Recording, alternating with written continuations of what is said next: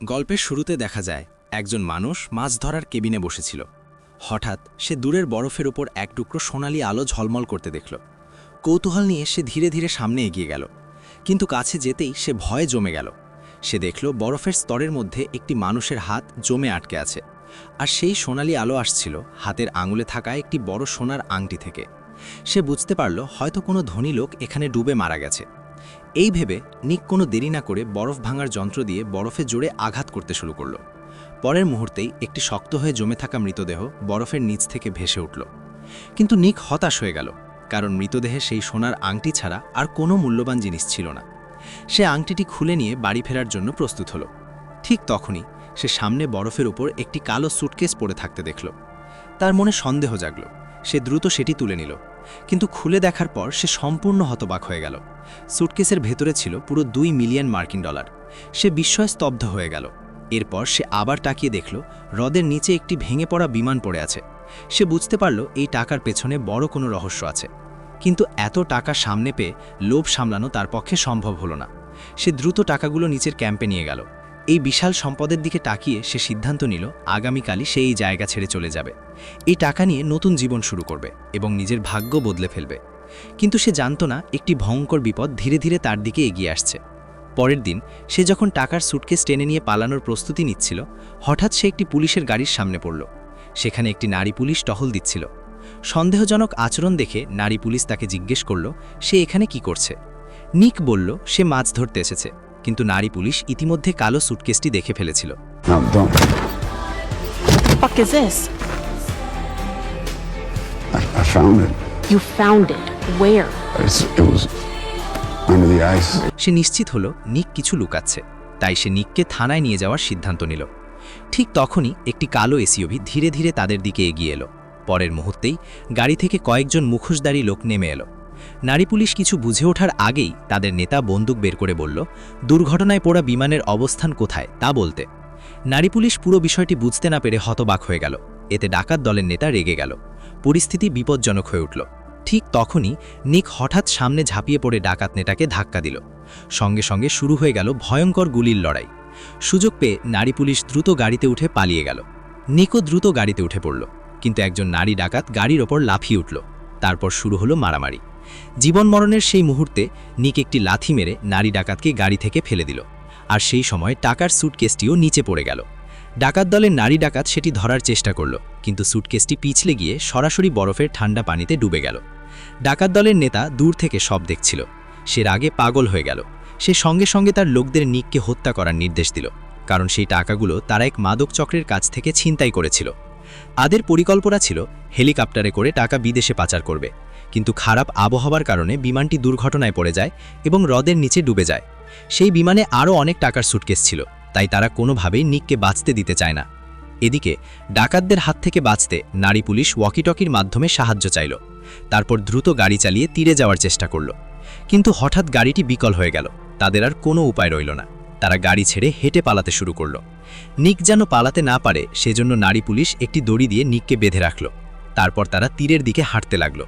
ঠিক তখনই ডাকাতরাও বিকল হয়ে থাকা পুলিশের গাড়িটি খুঁজে পেল, কিন্তু গাড়ির ভেতরে কেউই ছিল না। এটা দেখে ডাকাত দলের নেতা দ্রুত একটি দূরবীন বের করল। দূরে তাকিয়ে সে দেখতে পেল নিক এবং নারী পুলিশ পালিয়ে যাচ্ছে। সে দ্রুত গাড়ি চালিয়ে তাদের পিছু নিতে যাচ্ছিল। ঠিক তখনই হঠাৎ তাদের গাড়ির নিচের বরফ ভেঙে যেতে শুরু করল।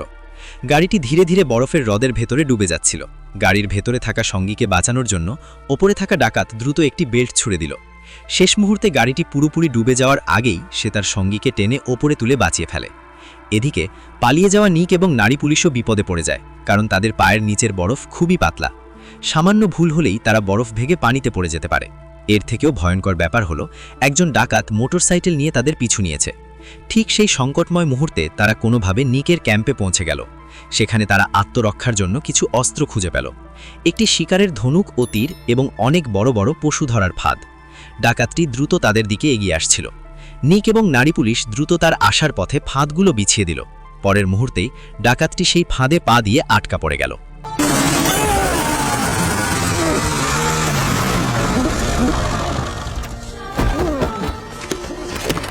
রাগে সে দ্রুত মাটিতে পড়ে থাকা বন্দুক তুলতে গেল। ঠিক তখনই নিক ধনুক টেনে তীর ছুঁড়ে মারল। তীরটি গিয়ে ডাকাতের পায়ে বিদ্ধ হল। ডাকাত ব্যথায় কাতল হয়ে পড়ল। এই সুযোগে নিক ধনুক দিয়ে তাকে আঘাত করতে শুরু করল। দুজনের মধ্যে শুরু হলো জীবন মরণের লড়াই। কিন্তু নিক শারীরিকভাবে দুর্বল ছিল। সে বেশিক্ষণ টিকতে পারল না। ডাকাতটি তাকে বরফের উপর চেপে ধরল। ডাকাতটি নিকের গলা চেপে ধরল। নিক শ্বাস নিতে পারছিল না। ঠিক তখনই সে ডাকাতের শরীরে আটকে থাকা একটি তীর দেখতে পেল। সে দ্রুত তীরটি টেনে বের করল এবং ডাকাতের শরীরে আঘাত করল। ডাকাত গুরুতর আহত হয়ে গেল। তবুও সে মাটিতে পড়ে থাকা মেশিন গান তুলতে চেষ্টা করল। ঠিক তখনই নিকের নিচের বরফ হঠাৎ ভেঙে গেল। নিক সরাসরি বরফের ঠান্ডা পানিতে পড়ে গেল। ডাকাতটি সঙ্গে সঙ্গে পানির দিকে গুলি চালাতে শুরু করল। কিন্তু নিক খুব বুদ্ধিমত্তার সাথে পানির নিচে সাঁতার কাটতে লাগল। সে গুলির আঘাত এড়িয়ে গেল। ডাকাতটি যখন চারদিকে তাকিয়ে তাকে খুঁজছিল, ঠিক তখনই নিক চুপচাপ তার পেছনে গিয়ে পৌঁছল এবং তাকে পেছন থেকে আক্রমণ করল।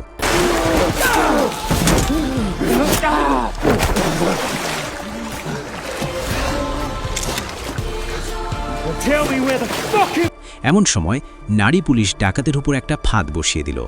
ডাকাত চিৎকার করতে করতে মারা গেল। এরপর নারী পুলিশ নিককে নিয়ে সেখান থেকে চলে গেল। তারা নদী পেরিয়ে যেতে লাগল। এদিকে ডাকাতরাও পৌঁছে গেছে।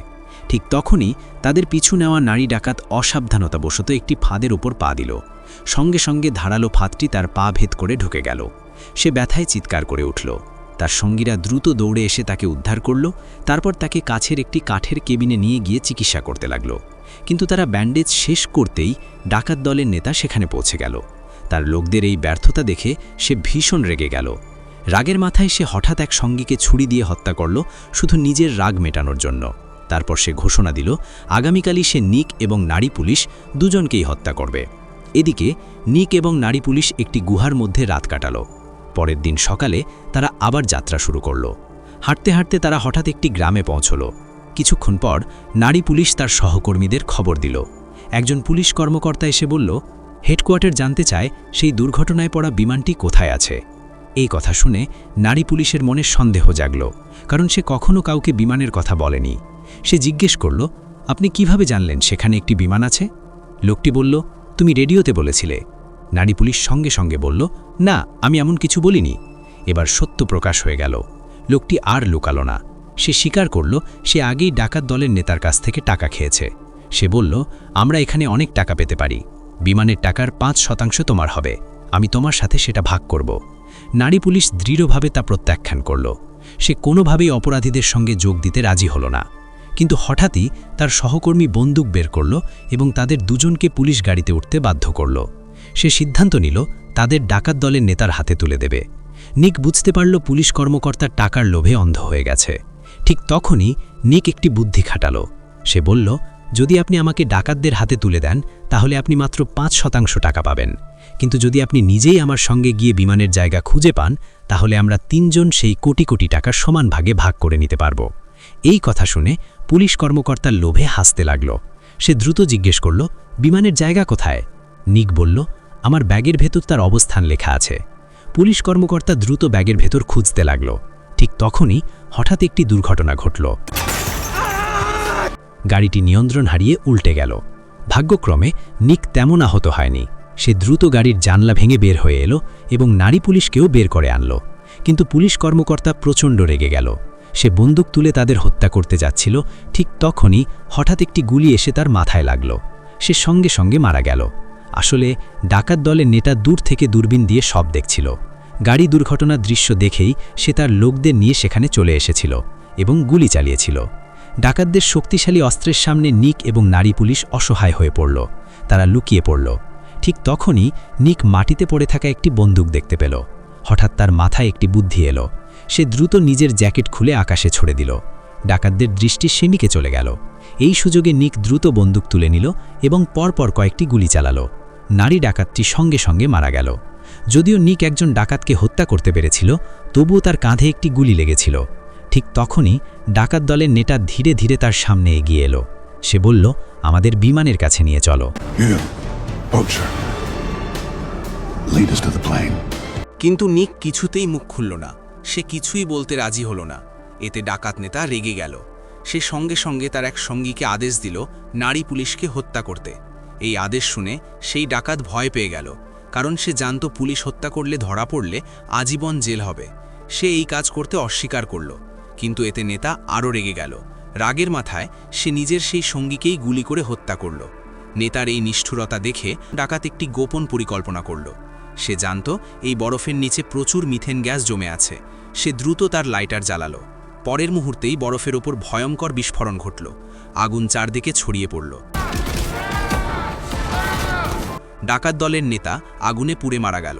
এই ভয়ঙ্কর দৃশ্য দেখে বাকি ডাকাতরা ভয় পেয়ে পালিয়ে গেল। নিক পালিয়ে একটি পরিত্যক্ত গুদামে ঢুকল, কিন্তু সেখানে গিয়ে সে দেখল নারী পুলিশ কোথাও নেই। ঠিক তখনই সে গুদামের ভেতর থেকে একটি শব্দ শুনতে পেল। সে শব্দ অনুসরণ করে সামনে এগিয়ে গেল এবং দেখল শেষ ডাকাতটি নারী পুলিশকে জিম্মি করে রেখেছে। ডাকাতটি বলল, আমাকে বিমানের কাছে নিয়ে চলো, তাহলে তোমরা বাঁচবে। ঠিক তখনই নারী পুলিশ হঠাৎ ঘুরে দাঁড়ালো এবং ঝাঁপিয়ে পড়ে নিজেকে মুক্ত করল। নিক দ্রুত এগিয়ে এসে ডাকাতের সঙ্গে লড়াই শুরু করল, কিন্তু সে তখন খুবই ক্লান্ত ছিল। সে বেশিক্ষণ টিকতে পারল না, সে হেরে যেতে লাগল। ঠিক যখন ডাকাতটি তাকে হত্যা করতে যাচ্ছিল, নারী পুলিশ পিছন থেকে আক্রমণ করল। তারপর তারা দুজন দ্রুত বাইরে দৌড়ে গেল। ডাকাতটি প্রচণ্ড রেগে গেল। সে যে কোনো মূল্যে তাদের হত্যা করতে চাইছিল। ডাকাতটি ধীরে ধীরে তাদের কাছে এগিয়ে আসছিল। ঠিক তখনই নারী পুলিশ একটি পাথর ছুঁড়ে মারল অন্যদিকে। ডাকাতের দৃষ্টি সেদিকে চলে গেল। এই সুযোগে নিক একটি বৈঠা দিয়ে তাকে আক্রমণ করল। তবুও নিক একা তার সঙ্গে পারছিল না। ঠিক তখনই নারী পুলিশ তাকে সাহায্য করল। দুজন মিলে একসঙ্গে আক্রমণ করল। ডাকাতটি দুর্বল হয়ে পড়ল। ঠিক সেই মুহূর্তে নিক একটি লাঠি দিয়ে তার গলায় আঘাত করল। তারপর একটি লাথি মেরে তাকে বরফের ঠান্ডা পানিতে ফেলে দিল। ডাকাতটি পানিতে ডুবে গেল। অবশেষে সব বিপদ শেষ হলো। এখানে ভিডিওটি শেষ হয়ে যায়। ভিডিওটি আপনাদের কেমন লেগেছে অবশ্যই কমেন্ট করে জানাবেন। আর এমন আরও নতুন নতুন ভিডিও পেতে চ্যানেলটি সাবস্ক্রাইব করতে ভুলবেন না। ধন্যবাদ সবাইকে।